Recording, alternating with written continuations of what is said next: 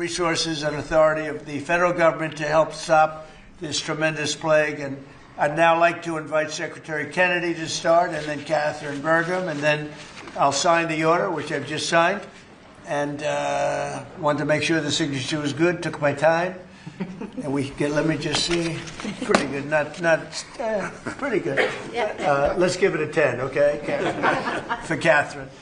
But I'd like Bobby to say a few words, and Catherine, thank you very much, everybody. Please. Mr. President, thank you for your leadership, for signing an executive order that tells the truth about one of the greatest challenges that our country faces. Addiction is not a moral failure, it is a disease. It's chronic, it's treatable, and for too long our nation has responded with fragmentation, with stigmatization, and silence instead of science, compassion, and coordination. Today, President Trump changes that. With the Great American Recovery Initiative, we finally bring the full strength of the federal government together across healthcare, law enforcement, housing, labor, faith communities, and the private sector to save lives, restore families, and rebuild communities that addiction has hollowed out. Nearly 50 million Americans suffer from substance use disorder. Many never receive treatment. Even more don't believe that help is possible.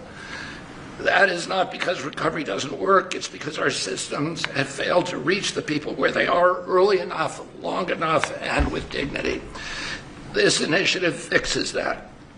We will align federal programs instead of letting them operate in silos. We will set clear, measurable goals and report honestly to the American people. We will use evidence-based care, modern science, and continuous support, just as we do for heart disease, diabetes, and other chronic illnesses. We will focus on prevention before addiction takes hold. We will intervene early. We will expand access to treatment that leads to real, long-term recovery. And we will support re-entry because recovery does not end when treatment ends. It succeeds when people return to their families, their jobs, and their communities with purpose and with hope. As co-chair of this initiative alongside of Catherine Burgum, whose leadership and commitment strengthens this work, I pledge urgency, accountability, and honesty. Catherine and I share the experience of having been addicted and long-term recovery. But almost everybody in this room and almost everybody in our country has been touched by addiction.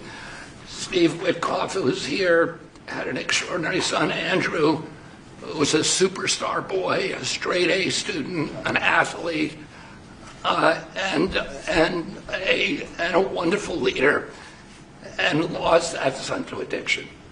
President Trump has talked about his own families who had a struggle with addiction. All of us are touched. If it touches these people, it can hurt every American. And President Trump has often talked about, with compassion, about the families who lose children to this disease. 100,000 children a year until recently. Now it's about 76,000. Those families are devastated forever. And the cost to our country, not only in dollars, but in just the malaise and the despair that it imposes, is incalculable. We are going to listen to states, localities, frontline providers, and tribal nations. We will partner with communities and faith-based organizations. We will work with employers, clinicians, and recovery leaders who know what works on the ground. President Trump has already acted decisively, securing the border against deadly drugs, signing the HALT Fentanyl Act, strengthening treatment programs, expanding access to naloxone, medication-assisted treatments, and investing billions in prevention and recovery. This executive order builds on that record and accelerates it. Recovery is not a side issue, it's an economic issue, a workforce issue, a family issue, a national security issue. When Americans recover, communities grow stronger. When families heal, children thrive. And when we confront addiction with courage instead of complacency, we reclaim the promise of our country. This initiative is about life. These days, The promise of our country. This initiative is about life. It's about children thrive. And when we confront addiction with courage instead of complacency, we reclaim the promise of our country. This initiative is about life, it's about responsibility, and it's about building a great American recovery together. With this executive order and with major announcements that I will announce next week, we are taking decisive action to make America healthy again. Thank you. Thank you, Bobby, and great job. And you're doing a fantastic job. He's doing a fantastic job. And I saw his wife yesterday, and she confirmed that he's doing a fantastic job. So she's on your side. You know that. She's great. And Oz, thank you for being here. We appreciate it. Catherine, please, go ahead. Thank you, Mr. President. Thank you so much. Your leadership today, relative to this announcement about the Great American Recovery, is a gift to all Americans who are suffering from the brain disease of addiction. I also want to thank First Lady Melania Trump for her leadership during your first administration, and now the work she's doing championing youth and children, especially related to foster care, where early trauma and instability are often consequences of the disease of addiction. Addictions touch this administration in real and profound ways.